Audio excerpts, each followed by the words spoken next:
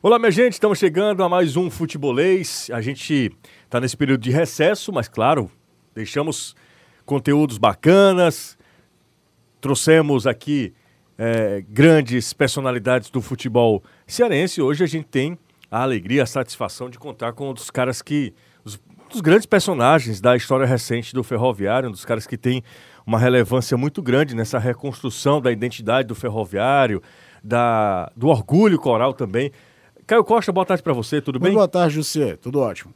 E o Marcelo Vilar aceitou nosso convite, está aqui para bater papo com a gente, falar sobre o Ferroviário, falar sobre o ano de 2018. Muitos consideram esse ano o maior ano da história do Ferroviário, pela campanha que fez na Copa do Brasil e pelos 2 títulos, né?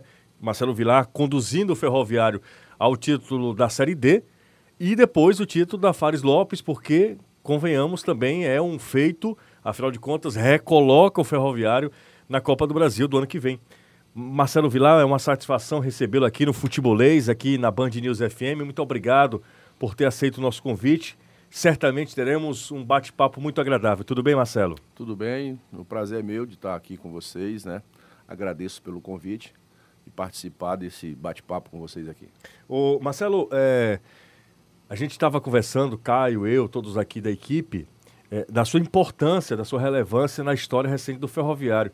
Porque você pega um abacaxi e você já com um nome consolidado no futebol do Nordeste, sobretudo, você pega um Ferroviário que não tinha nem campo para treinar, você consegue levar o Ferroviário, você conduz boa parte daquela campanha em que o Ferroviário foi vice-campeão cearense, depois o Vladimir de Jesus assume, né? Você vai para o motoclube e depois você volta para conquistar a Série D pelo Ferroviário e também a Fares Lopes. Queria que você falasse sobre esse momento dirigindo o Ferroviário, de volta ao futebol cearense. Realmente as coisas aconteceram de uma maneira que muitos achavam que não daria certo, né? Mas eu digo que se juntou naquele momento a fome com a vontade de comer, né? Porque eu tinha interesse de permanecer no estado por conta de alguns problemas particulares que eu ainda estou resolvendo e o convite do Ferroviário veio, era realmente um desafio, mas como você disse, né? Eu já tinha experiência o bastante, eu confiei nisso, confiei nessa experiência e acabou dando certo. O Ferroviário, que já vinha há alguns anos sofrendo na segunda divisão, mas que tinha feito uma belíssima segunda divisão no ano anterior, em 2016, com o Lula Pereira, né? Então, Lula e o Fernando, né? Exatamente. Lula, Fernando, o Danilo, né? E aí eu juntei as peças do quebra-cabeça que acabou dando certo. Não, eu ia perguntar, a primeira coisa no geral, né? O que a gente pode falar desse elenco do Ferroviário? Porque foram 4 treinadores ao longo do ano, né? O Ferroviário começou com o cara que foi do Juazeirense, me falha agora na memória o nome. Aí depois o Ademir Fonseca, que foi o técnico da Copa do Brasil, da grande campanha. O Maurílio assume para a Série D e você pega do mata-mata da Série D. E a sensação que passa é que cada um deixou uma raiz interessante ali. O time do Ademir era aquela coisa do time que não aceitava perder, né? E eu acho que para um campeonato de mata-mata é fundamental. O Maurílio trouxe algumas peças que seriam titulares do teu time na Série D, né? A dupla de zaga que veio do Iguatu, né? O André Lima, que depois eu soube que foi teu jogador na Paraíba durante anos, né? Carlos Rabelo. O Lucas, lateral direito, por exemplo, foi jogador do Maurílio também no Uniclinic, que tinha o Leandro, enfim. E o time foi ganhando corpo, né? Chegou mais gente, Edson Cariús. O que é que dá pra falar desse grupo todinho que ele não foi um grupo que foi desmontado, né? Ele, na verdade, foi um clube que foram sendo somando jogadores até o final da temporada. Você vai perder jogadores ali na Fares Lopes, quando perde o Sávio que vai para um Londrina, perde o Esquerdinho que foi pro Juventude. Mas, no modo geral, é uma coisa rara no futebol cearense, uma equipe que não tem um orçamento de Ceará e Fortaleza. O Ferroviário conseguiu ir, na verdade, reforçando o grupo ao longo do ano, do que, na verdade, implodir depois de um sucesso que foi a Série D. Eu acho que esse aí é um dos segredos para que um time possa conseguir resultados, né? Foi uma das coisas que eu utilizei ainda em 2017, porque quando eu cheguei, nós tivemos 15 dias de pré-temporada para começar a competição. Ele jogou do Fortaleza, eu não poderia, de maneira nenhuma, deixar de observar o que tinha no Ferroviário. mesmo o time não tendo subido, tendo saído alguns jogadores importantes, mas tinha uma base de time que já vinha da segunda divisão, né? Quando eu comecei a fazer os primeiros trabalhos com eles, que eu tive que ir diretamente ao ponto, não podia arrodear demais, não podia fazer uma pré-temporada diferente, porque eu tinha que montar um time, dar um conjunto, dar um modelo de jogo em apenas 15 dias, né? Então, já naquele time, se você observar bem, eu tinha o Erandi, o Túlio, o Glauber, Era o Gustavo na lateral direita, né? mas eu estou falando dos jogadores que já eram da do Ferroviário, divisão, que tinham uma base. Valdeci, o Valdeci, o Maxwell, né? Quer dizer, era uma base de time que a gente tinha que montar em cima. Dali vieram alguns jogadores que eu já conhecia, alguns que já estavam no grupo tinham sido contratados, é o caso do Vitinho, né? O caso do Raul Miller, alguns jogadores, outros que vieram de uma base de time também, que tinham jogado com o Dr. Valmino Quixadá, que aí veio Mimi, o Gustavo, exemplo, né? o Mimi, o goleiro, O Mauro. o Bauro.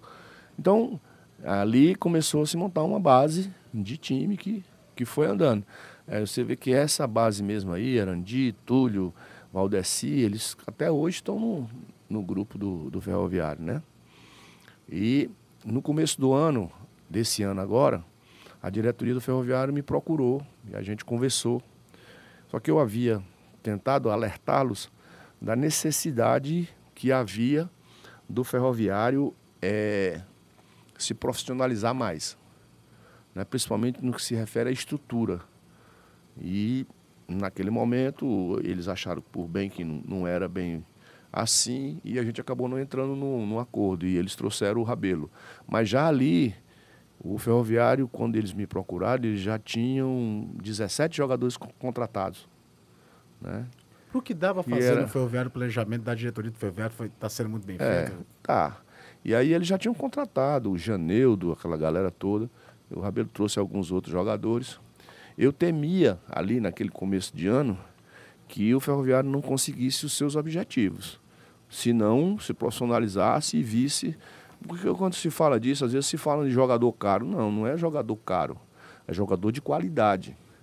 Porque qualquer jogador que ganha 50 mil hoje, um dia ele ganhou 5, ganhou 3. E aí a gente identificar ainda quando ele está ganhando menos. Por isso que o trabalho é maior para se fazer isso, né? E, na verdade, o Ferroviário, o que foi de fora do que eu achava que o Ferroviário ia ser, não pelos jogadores em si, mas foi a Copa do Brasil, porque realmente na Copa do Nordeste foi muito mal. No Campeonato Cearense, Mal também. Mas A participação do Ferroviário é aquém do que a gente imaginava, né? De um vice-campeão, né? Mas na Copa do Brasil, quando eles contrataram o Jurandir Júnior, né? Novamente eles vieram falar comigo. Eu estava em Horizonte, não deu para mim sair, eu estava lá como secretário de esportes. Mas ali vieram alguns jogadores que o Jurandir Júnior eu levei para o Botafogo da Paraíba, ele esteve comigo lá, né? Eu estive no Asa no ano passado e os jogadores que vieram, sabe, são todos jogadores que eu conhecia. Vamos lá. O Lucas Mendes foi eu quem levei para o Botafogo. Ele era da base do Bahia e tal, e eu levei para o Botafogo. O Luiz Fernando, ele foi meu zagueiro no Moto. O André Lima tem 8 títulos que nós ganhamos juntos, né? Isso é sensacional. O André Lima. O Mazinho foi o meu volante lá no Asa no ano passado. O Leanderson também, né? Eu não lembrar mais aqui, mas aquela galera que foi, todos eram jogadores que já tinham... Todos não, a maioria eram jogadores que já tinham jogado comigo, né? O Esquerdinho eu já o conhecia lá da Paraíba, tinha tentado levar ele para o 13, porque na época eu estava no 13, mas ele foi lá para o Bragantino, depois foi para fora do país. O Juninho Quixadá, eu tinha sido adversário dele aqui no Ferroviário, quando ele saiu aqui, ele estava no Ferroviário, e eu vim fazer um jogo com ele aqui contra o 13. O Cariúza, eu já tinha tentado levá-lo mais de uma vez. O Janeudo, eu tinha levado ele para o 13 e ele me deu um traço, foi para o Botafogo. Quer dizer, aquela galera ali era uma galera que eu já teria selecionado se eu tivesse em outra. E isso foi uma coisa que me fez aceitar o convite. O elenco era bom, né? né? Porque eu conhecia o elenco, eu sabia o que é que eles podiam dar, né? Então isso aí foi muito importante. A gente vai fazer um breve intervalo, daqui a pouco a gente volta. A gente fez um levantamento, Marcelo, dos mata-matas que o Ferroviário disputou nesse ano. É impressionante o índice de aproveitamento. O Ferroviário só perdeu para o Atlético Mineiro, que, convenhamos, é um resultado absolutamente previsível, né? Todos os outros jogos de mata-mata, o Ferroviário ganhou todos os confrontos. Todos os confrontos, não jogos. Por exemplo, ele perde... E revertendo Tese, situações... Né? Revertendo... A final da Fares Lopes desenha isso. Não, né? Exatamente. O Altos também. O Altos, exatamente. Então, daqui a pouco a gente vai falar, porque eu queria saber de você por que isso aconteceu no Ferroviário, né? Porque o Ferroviário foi tão bem nesse aspecto, curiosamente, no mata-mata, na parte decisiva, o time que conseguiu tanta força para avançar nas competições que disputava. Tribuna Band News FM, 20 minutos, tudo pode mudar. Estou aqui com o Marcelo Vilar, nosso convidado especial mais uma vez. Muito obrigado ao querido Vilar, que tem muita história no futebol cearense, é um dos caras mais vitoriosos. A gente coloca, né? Olhando para técnico cearense, Marcelo Vilar, Flávio Araújo e Oliveira Canindé, né? Talvez os 3 mais vitoriosos, né? Dessa geração. Que são contemporâneos também, né? Eu sou o mais velho deles, o Flávio é 2 anos mais novo e o Oliveira 4 anos mais novo.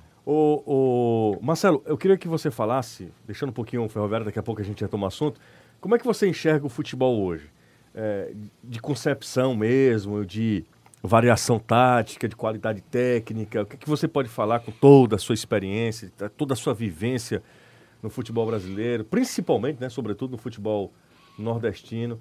Queria que você, como é que você pensa, qual é o teu parecer sobre Você acha que pode ser o futuro, principalmente no futebol nordestino, dentro dessa configuração? Não, mas eu queria que falasse sobre concepção mesmo, de jogo, sabe, né? Caio? De jogo. O que é que você tem visto por aí? Você acha que é uma coisa que um esquema leva a outro, ou se você vê alguma evolução? Eu acho que não tem muito o que evoluir mais em termos de esquema, não. Esquema é mais número, né? A sistematização, ela sim, pode estar desenvolvendo. Eu acho que o futebol brasileiro, de uma maneira em geral, ele está num longo período de transição, sabe? Nós tivemos uma época em que houve um engano, eu acho que grande na interpretação, quando se começou a falar em futebol de resultado. Esse futebol de marcação, começou a se confundir uma coisa na marcação que ela não existe. Não adianta você só marcar e se isolar a bola, né? Você pode marcar sem necessariamente ser um marcador exímio, um cara que vai dar carrinho, que vai dar porrada. Você pode, sim, escolher jogadores com técnica e dar a eles noções de marcação, porque aí o jogo vai ficar mais bonito.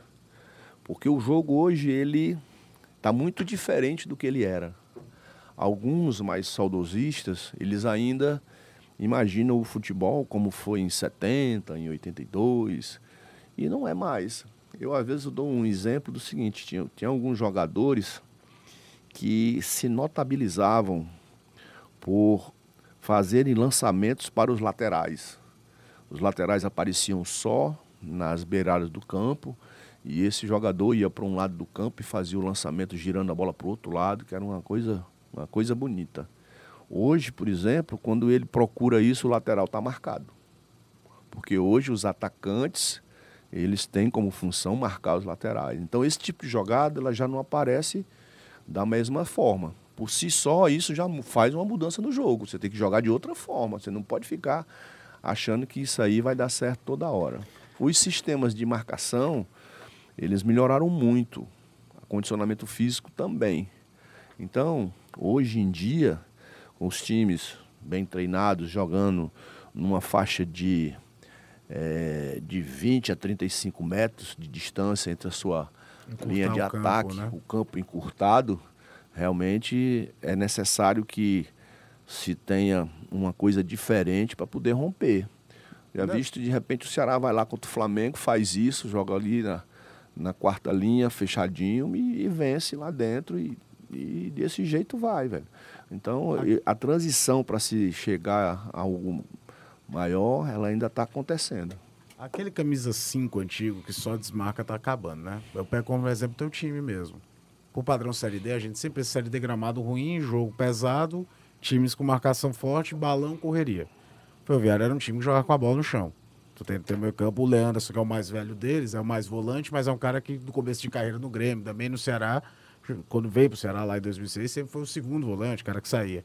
Mazinho e Jandeiro nem se falam, são até mais meias do que provavelmente volantes. Você tinha que Xadá, a esquerdinha e o Edson Cariús. Não tem nenhum troglodita com a bola no pé ali, nenhum jogador só de marcação provavelmente dita. Aquele cara que toca a bola e no máximo vai tocar pro lateral direito e recompor.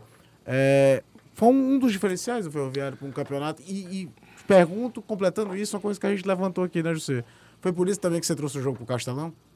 Para trazer para um gramado melhor e sair do PV, aquela coisa do jogo mais amarrado? Olha, quando eu cheguei, né, havia assim uma coisa de que o Ferroviário não está ganhando no PV e tal, né? Não foi bem eu que levei para lá, achei bom ter levado para lá, né? Mas isso que você está falando, Caio, é uma tônica no futebol hoje. Paulinho, quando eu estive em São Paulo, Paulinho era meia. E olha que todo mundo está dizendo assim, ele não é porque ele começou a jogar de volante. Elias era um jogador que, no Palmeiras B, ele era meia atacante. Hoje ele é volante. O Hernandes também era meia no São Paulo. Hoje ele é volante. O Ricardinho, aqui do Ceará, em 2007, quando eu estava no Ceará, ele esteve comigo aqui. Ele era meia. Depois ele foi lá, voltou. O Sérgio Soares colocou ele como volante. Por quê? É fácil de se explicar isso. O jogo hoje está nos pés dos volantes, gente. A marcação está tão forte que o jogo está nos pés dos volantes. Quando o volante pega a bola, o adversário está toda atrás da linha da bola e o jogo está no pé dele. Se ele não souber fazer esse jogo andar, o seu time não vai jogar. O que você acha do Felipe, do Fortaleza, e do Richardson, do Ceará? O Richardson era meia no América de Natal.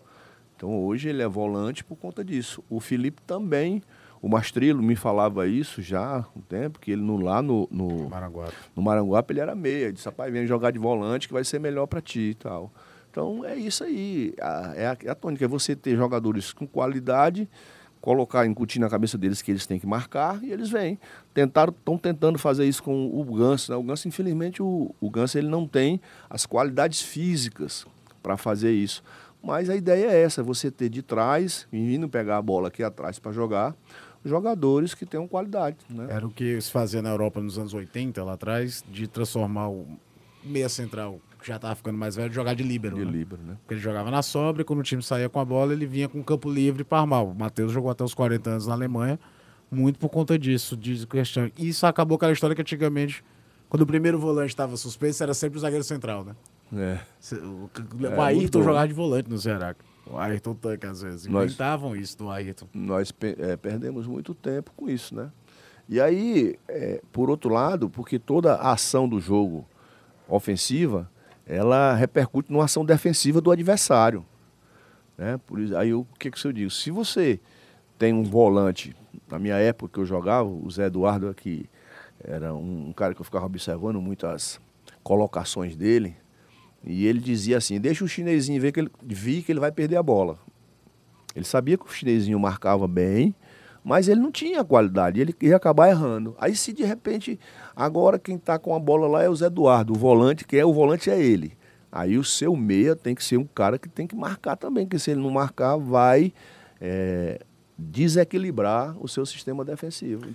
Marcelo, uma pergunta que é uma pergunta do nosso mundo, no mundo real, e no outro futebol que os caras praticam na Europa, que é praticamente um outro esporte. Eu queria saber de ti, quais jogadores, tá? Escolhe um no teu ambiente, no teu mundo, e o outro nesses caras que são extraterrestres. Um cara que mais te surpreendeu quando você era técnico, né? Você dirigindo esse cara, ou enfrentando, o cara que você, putz, esse cara joga muito, é muito diferenciado. E se você assiste pela TV, o que é que você acha dessa geração Cristiano Ronaldo, Messi, que tem duelado ao longo de todo esse tempo aí?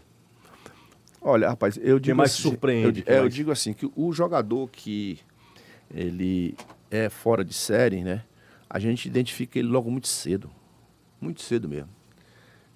Quando eu estava no Roma de Barueri, nós disputávamos a segunda divisão do campeonato de juniores. E os jogos eram só aos sábados. E pela proximidade de Barueri, né, na grande São Paulo, a gente... Metropolitana, né? Metropolitana. E a gente estava sempre em intercâmbio com os times maiores. Quando um jogo amistoso contra o São Paulo, né, quando foi no segundo tempo, entrou um magão lá e o magão só de primeira, fazendo tabelas distantes. Eu digo, que coisa, rapaz, que jogador é esse aí? Quem era? O Kaká, né? Logo depois eu fui para o Roma de Apucarana e o primeiro amistoso daquele time do Santos, que foi campeão em 2002. O time do Leão, né? Isso. Aquele primeiro amistoso dele foi contra nós. Inclusive, até interessante que nós estávamos numa coletiva, eu, o Leão do lado lá, e o Leão disse, nós fizemos um time para não cair, tal. O Santos está sem dinheiro. Foi campeão. Vou ter que botar os meninos, né? E naquele jogo lá eu comentava com o auxiliar, que é o Totonho, eu digo, Totonho, esse Robinho aí, esse cara aí não tem igual não. Ele tinha 17, 18 anos, mas já era diferente, tinha 17, né? O Robinho tinha 18. Outro, eu estava no Palmeiras em 2006, e meu filho até estava comigo lá em São Paulo, e mandaram eu ir ver 2 jogadores do Bahia, dos juniores do Bahia. E o jogo do Bahia era contra o Internacional. Quando a gente viu aquele centroavante aí, quem era? Alexandre Pato. Quer dizer, já vê o diferencial do atleta, né? E nós estamos falando aqui em primeira divisão, né? Mas a gente vê isso também no amador, a gente vê cada jogador no amador, que a gente pergunta assim, por que esse cara não teve oportunidade no profissional, né?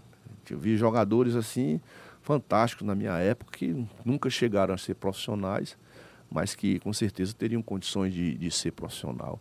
Agora, com relação... Pela TV, assim, olhando pela TV. Esse Cristiano Ronaldo e o Messi, eles são... né? Colírio para os olhos, né? O Messi é aquele jogador genial na nossa concepção sul-americana de ver, né? Já o Cristiano Ronaldo é um definidor, é fantástico, né, cara? Ele, na nossa linguagem, ele brinca de jogar bola. O assustador desses caras é o tempo do grau de excelência, né? Só mais de uma década. Em alto nível. O Modric ganhou agora, mas foi muito peso de uma Copa do Mundo o prêmio, mas você tira do para o ímpar, qual dos dois, e não cai. Todo ano, não, agora vai começar o declínio dos dois. Não diminui. É impressionante. Eu lembrei de outro aqui, antes de mim, né?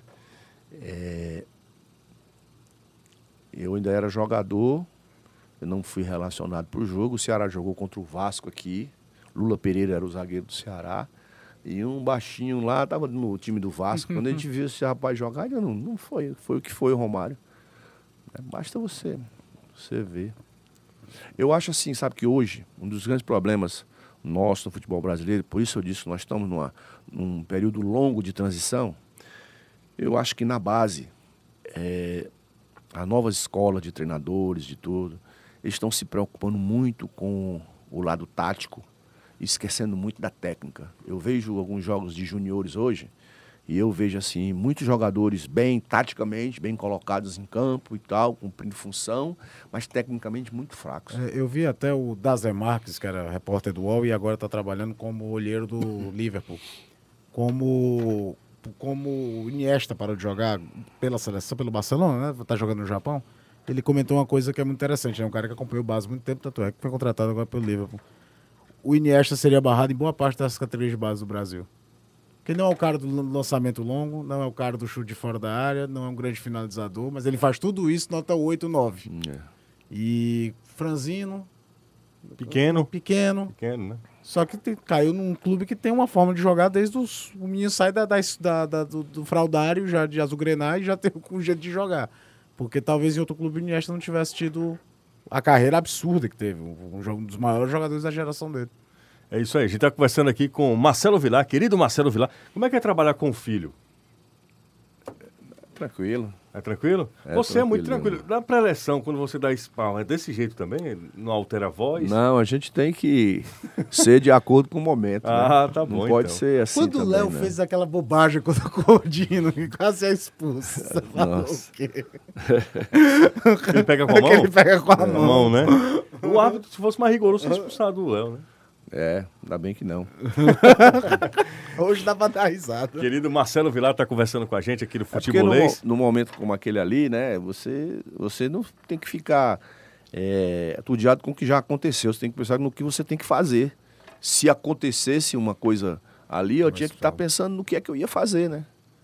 Mas é bom trabalhar com o filho? É tranquilo? Tranquilo. É tranquilo, né? Não, também o Marcelo não aparece, não altera. Você perdeu para o Caucaia, a gente estava até comentando um dia desse, a gente estava editando a matéria do Ferroviário, né? Pô, o Marcelo perdeu para o Caucaia. Vai tomou ter que fazer dois gols de diferença. Parece A que venceu o tranquilidade. jogo. Não, vamos para o próximo jogo, não está nada perdido. Essa serenidade dá inveja para muita gente, viu? Essa serenidade, às vezes, é o seguinte. Eu digo que no futebol só tem uma verdade. É vitória. Quando você perde, aí está, porque também o cara... Aconteceu isso comigo lá no 13, foi até teve um episódio engraçado. Eu passei 4 anos e meio lá, né? Você gosta de Campina Grande, Marcelo? Gosto, é muito bom. Muito bom, né? Mas eu passei 4 anos e meio na primeira vez que eu tive lá, né? E aí o desgaste vem e tal. Quando o time não esteve bem, começaram a... E aí um diretor lá disse que eu parecia um padre. Também o treinador parece um padre, né? Não grita. Não grita e tal, e tudo bem. Aí eu fui pro Botafogo, né? Aí quis o destino que a gente fosse campeão dentro de Campina Grande, em cima do 13, lá dentro, né? E tem um comediante lá, o Marcelo Piancó, e ele veio e saiu com essa, disse, aqui nós não temos padre, abamos papa. Eu achei essa o máximo dele. Essa é lá. sensacional. O futebol de Campina Grande a gente diminui. Infelizmente, nós temos um preconceito, o futebol cearense. O futebol cearense ele é tão massacrado, Rio, São Paulo, nós né, do Nordeste são tão massacrados, quando a gente tem a oportunidade. O oprimido quando pode ser opressor, meu Quando amigo. a gente tem a oportunidade de enfrentar times do Rio Grande do Norte, Piauí, do Maranhão, da Paraíba, aí a gente acha que é Real Madrid e Barcelona. A gente reclama quando Bahia e Pernambuco olha torto pra gente. Não vou nem exatamente. falar de São Paulo, não. Falando Não. Bahia e Pernambuco. Exatamente. Aí quando perde um jogo... Vamos supor, o Fortaleza jogou anos contra o Asa na Série C. Quando perdi pro Asa, não podia. É verdade. É verdade. E o futebol de Campina Grande é um futebol muito forte, né, Marcelo? Rapaz, uma rivalidade... Rivalidade monstra, né? Muito grande, sadia, né? Até certo ponto, porque a violência hoje está muito grande mesmo, mas comparada com outros lugares está muito boa. Realmente o estado da Paraíba tem tudo para crescer bastante. Agora, só quem entendeu isso realmente foi o Botafogo. O Botafogo está estruturado, eu diria que o Botafogo hoje está pronto para subir para B e permanecer. É mesmo? Tá batendo na trave, né? 2 Tá bom, anos hein? seguidos, né? Que bom, a gente precisa de futebol da Paraíba A gente na Série B, falava né? sobre isso lá. Quando eu cheguei lá, eu digo isso sem demérito, né? Só para exemplificar Claro. a mudança que aconteceu. Mas quando a gente chegou lá, teve treino da gente usar um cabo de vassoura para fazer a trave, né? Para poder fazer determinado treinamento. E hoje está estruturado, com um excelente centro de treinamento e com um time que vem batendo na trave, como o Caio falou aí. A gente vai mais um intervalo, o papo tá excelente com... Mas técnico o maior clube de Marcelo Campina João. Grande esse ano foi o Ferroviário, viu? É verdade, Ferroviário deu alegria para todo mundo. 13 Deu alegria pro 13 para Campinense. Está aqui com o Futebolês especial, recebendo o querido técnico Marcelo Vilar. O papo vai fluindo, a gente vai tendo um programa muito legal, com muito conteúdo aqui. A gente está falando de futebol de uma maneira geral. O Marcelo participou desse processo de reconstrução do Ferroviário. O Marcelo assumiu o Ferroviário em 2017, leva o Ferroviário, boa parte da campanha que levou o Ferroviário ao vice-campeonato. E aí o Ferroviário ele se aproveita muito bem desse vice-campeonato, porque ele vai para a Copa do Brasil e aí é toda a transformação, né? Viabiliza toda a transformação pela qual passa o clube. Porque sem a grana da Copa do Brasil, o Ferroviário não fazia um time tão competitivo para a Série C, para a Série D, perdão, não conquistaria a Série D, fatalmente não conquistaria a Série D, porque o Ferroviário ele muda do patamar das suas contratações, né? Tanto é que faz como a gente já falou aqui, uma campanha ruim no campeonato estadual, mas ele traz Edson Cariús, Leanderson, toda essa galera que muda o patamar, os zagueiros, né? Os dois zagueiros, O Luiz Fernando e o André.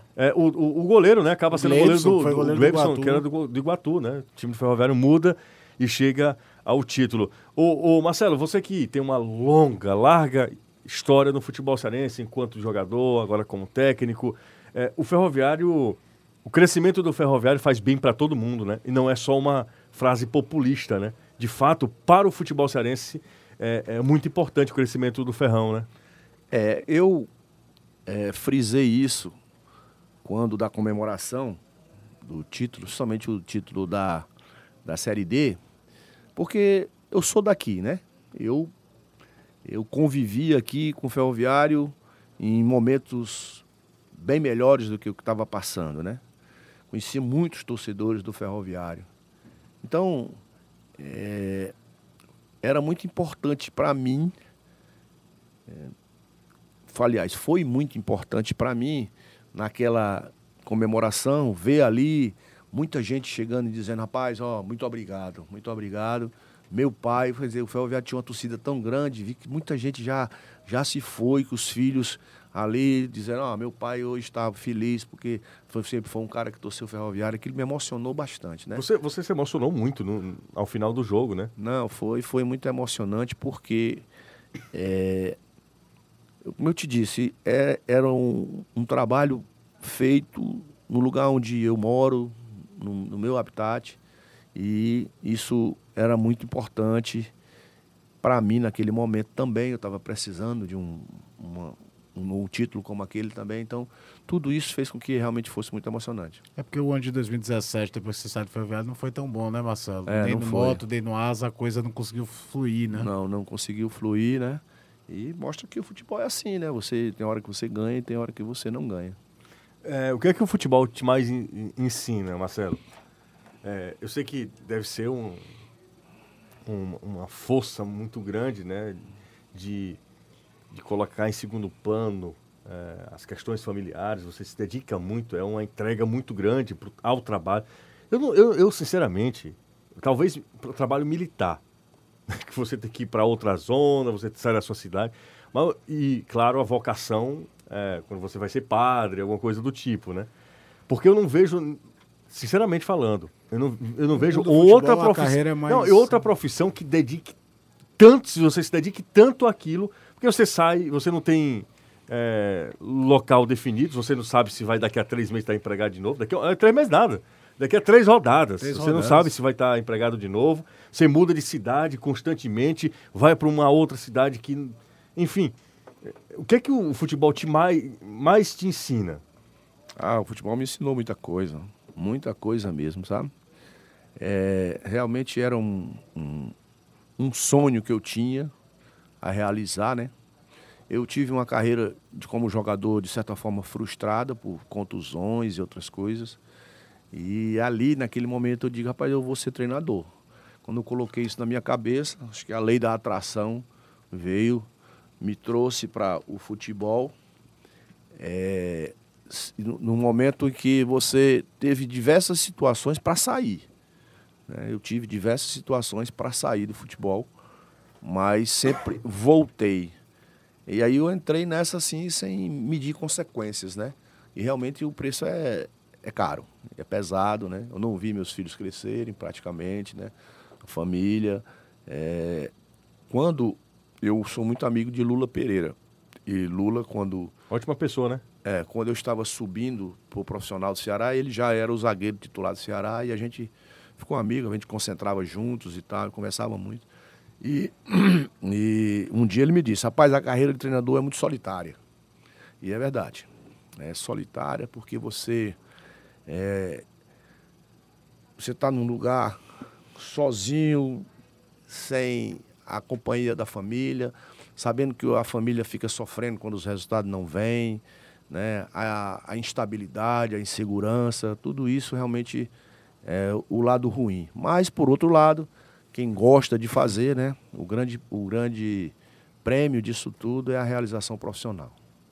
Voltando, a gente falou do resgate do Ferroviário, a gente está vendo no futebol cearense um fenômeno que já acontece no Rio de São Paulo, Rio Grande do Sul há muito tempo, que é os clubes empresa, né? com dono, com uma formatação diferente. Dando nome aos bois, um Floresta e o Atlético, né? Que era o Uniclinic, que agora é o Atlético. Com tanto tempo de rodagem, você acha que isso vai ser bom para a profissionalização do futebol cearense? A ideia de uma... É uma coisa que não tem uma relação com torcida. A tradição... Você pode dizer que o Uniclinic tinha alguma e que o Floresta tinha alguma no subúrbio, mas não é uma coisa de uma... É meio que artificial nesse aspecto. Eles vão criando as suas identidades. O Uniclinic mudou agora totalmente de nome, né? Pode ser benéfico ao futebol cearense esse tipo de investimento? Você acha que é uma coisa que só ao longo do tempo a gente pode ter? Porque o Ferroviário, como a gente falava, pelo bem e pelo mal, o Ferroviário não acabava.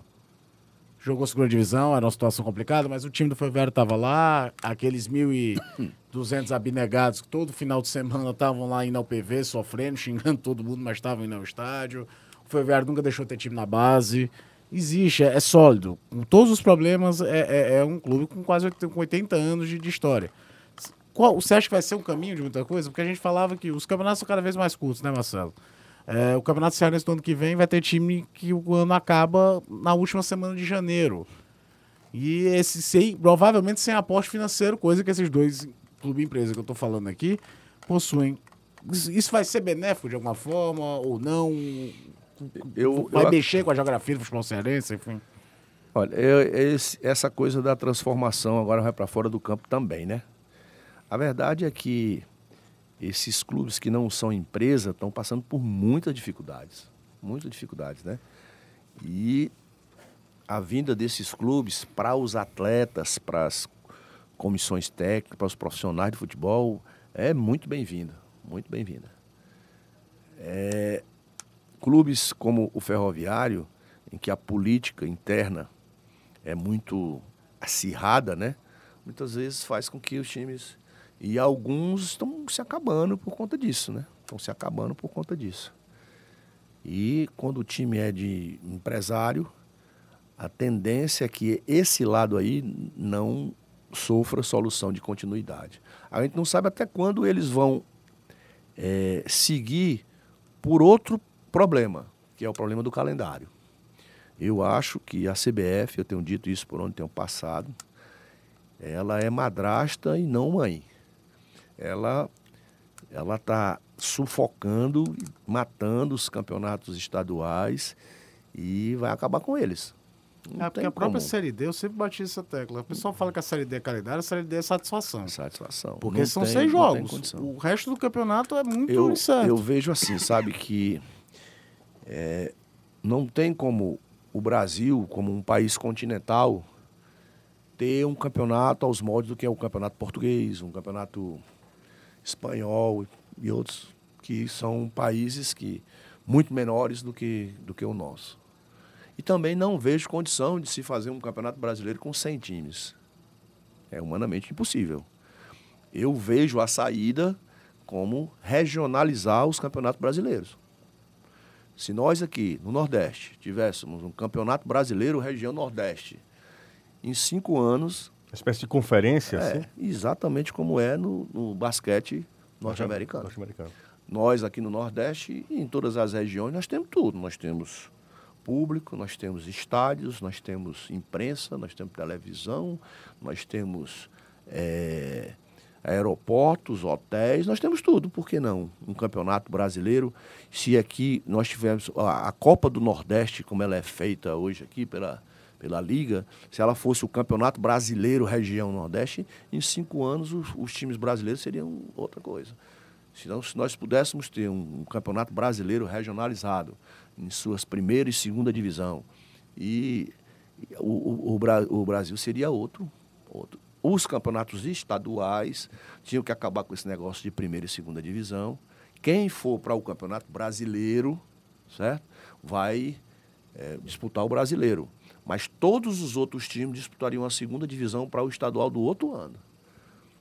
Cairia todo mundo. Por quê? Porque hoje em dia, um time que não tem série no brasileiro, ele fecha suas portas, como um time vai fechar as portas agora no final de janeiro. E ele só vai voltar no outro ano. É porque a gente pega a própria taça Fares Lopes. E a continuidade? Não. A Fares Lopes teve 8 times porque Ceará e Fortaleza quiseram jogar. Porque eram 2 clubes que, em teoria, pro objetivo do campeonato... E olha, a Fares Lopes, certo? Ela está acontecendo as copinhas, né? Você conta os estados do Brasil que ainda tem. É verdade. Os outros não tem mais. Tem no Rio, tem em São Paulo, tem a Vianney Carlene no Rio Grande do Sul, mas... Bahia tem ainda? Não sei, tem não. Parou esse ano a Bahia. Santa Catarina eu acho que também não tem, porque ano Parou. passado foi um fiasco, só tinham 4 times. Parou. Certo? Porque vai participar quem quer. Então, acho que devia ter um acordo, porque aí vê-se os dois lados, né? Aí para o atleta quer ter condição de trabalhar, né? Ter calendário para ele trabalhar. Aí para os clubes, não, se eu pagar só 3 meses de salário, o resto eu... Aí fica nesse negócio e o futebol morrendo. Não vou citar, mas vocês sabem quem é. Uma TV, porque patrocina, né? Manda, só quer mandar jogo de Corinthians e Flamengo para o Brasil todo e fica desse jeito. Ô, Marcelo, retomando um pouquinho na sua carreira como técnico, você teve uma experiência, não sei se dá para considerar uma oportunidade do Palmeiras, né? Você assume o Palmeiras mesmo, né? Era o Tite, né? Que era o técnico que caiu. Você entra, Marcelo, quando você assume Foi, profissional? eu fui, assumi 2 vezes, né? Interinamente, né? Na segunda eles me efetivaram. Na primeira eu entrei no lugar do Leão e na segunda no lugar do Tite.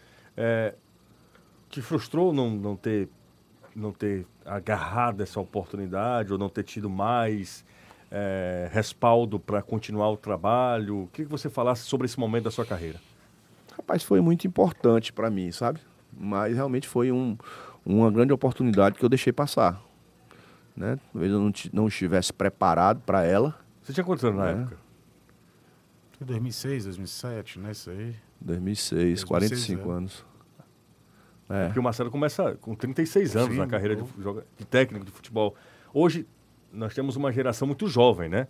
O Luan Carlos tem 26 anos, 27 anos. O do Uniclinic é muito jovem. O Jair Ventura é muito jovem também. Nós temos...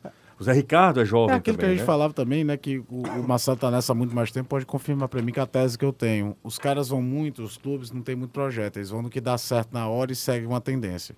O Corinthians teve muito sucesso com o Carille. Então, um monte de gente... O Botafogo teve um sucesso com o Jair. Então, todo mundo foi meio que copiar essa linha. O Atlético Mineiro tentou o Thiago Largue. Os caras foram tentando. O Filipão fez sucesso com o Palmeiras. Aí tudo veteranos. Os veteranos vão voltar pesado em 2019. Mas eu queria que o Marcelo... Porque segue muito quem ganha dita a regra, né? Pode falar sobre essa tendência, mas eu queria que falasse sobre o Palmeiras. O Palmeiras, algumas coisas foram muito boas para mim, né?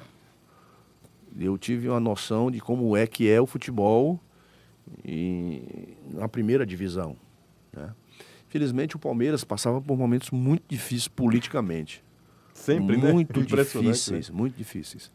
E, na verdade, o que não veio foram os resultados. Eu fiquei muito satisfeito de, quando eu saí, ver o Fábio Mascaradian, que é o preparador físico da Seleção Brasileira hoje, preparador físico do Tite, que ficou comigo, né? Veio falar que realmente uma coisa que fez com que não desse certo foi eu ter entrado no lugar do Tite. Porque o Tite era muito querido por todo mundo e tal, né? Mas querendo dizer assim, que ele viu qualidade no trabalho que foi feito. Entretanto, nem todo trabalho com qualidade vai ter resultado. O resultado é dentro de campo, né? Se você não conseguir o resultado, você não fica. Essa é a máxima no futebol brasileiro, né? Mas foi muito bom porque eu ali, principalmente, eu senti que realmente eu tinha o que mostrar.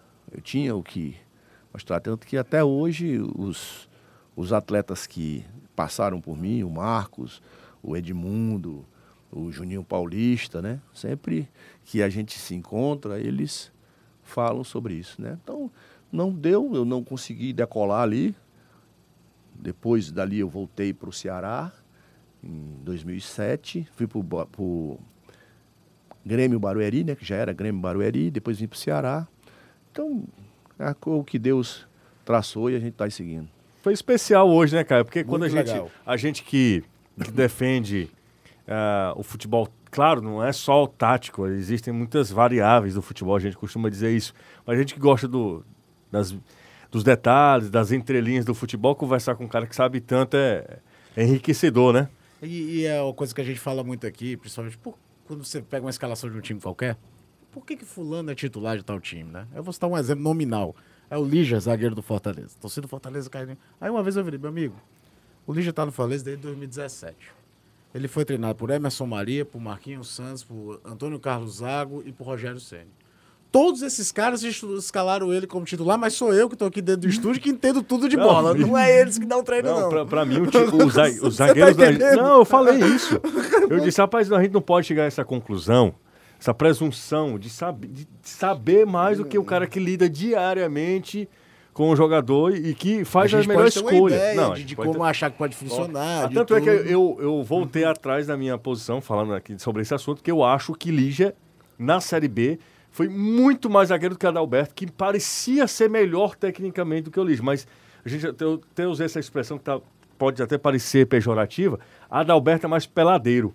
Acho que o Adalberto é mais peladeiro. O Lígia é mais zagueiro mesmo. Acho que dá mais consistência, né? Dá mais força. Mas bom, aqui o assunto é Marcelo Vilar, o assunto é Ferroviário. O que é que você espera para 2019? Antes de qualquer coisa, excelente ano para você, para sua família. Você é um cara do bem, você é um cara que agrega muito ao futebol cearense. O que é que você espera de 2019, Marcelo? Antes de falar de 2019, deixa eu meter minha colher nesse negócio. Vamos lá. Porque, na verdade, é o seguinte, a posição do treinador, às vezes, é complicada. Você tem um atleta que você confia, você está vendo ele treinar, você vê que ele tem, e de repente esse atleta foi, por uma coisa ou outra, não foi bem, e cria-se um estigma, uma coisa de que quer que ele saia. Só que o treinador, ele está no meio da situação. Por quê? Porque o atleta dele ali, ele está esperando o apoio do treinador. Ele está esperando que o treinador dê a força para ele, para que ele se recupere. E os outros atletas ficam tudo de olho também, certo? Mas para o torcedor quer que a gente tire ele, se possível, arranca a cabeça e dá jogo para ele na arquibancada. Então você está nesse meio o tempo todo, certo? Você tem um grupo que você precisa dar exemplos de que você está com eles. E eles são importantes para no final ganhar um jogo ou outro, né?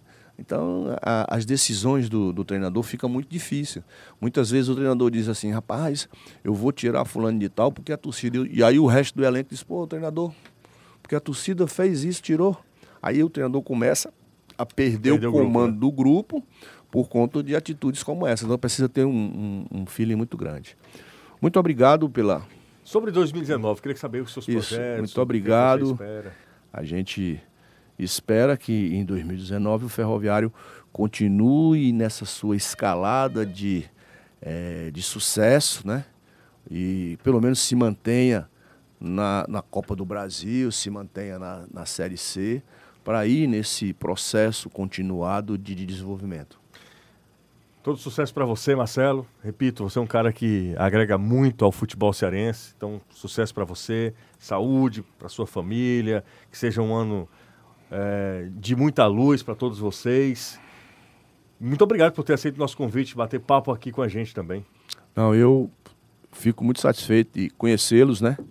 Já tinha ouvido alguma vez, porque eu vinha de Horizonte, eu vinha ouvindo o programa de vocês, porque eu perguntei pelo Sérgio, né? Pelo Sérgio Alves.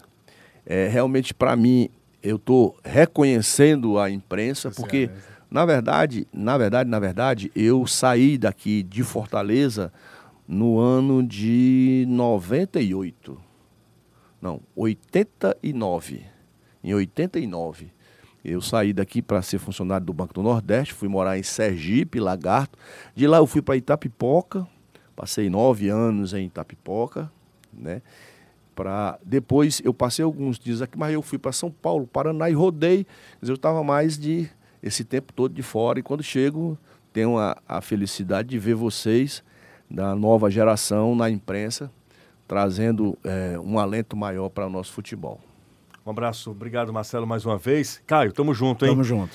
Um abraço a todo mundo que participou junto com a gente dessa conversa com o técnico Marcelo Vilar.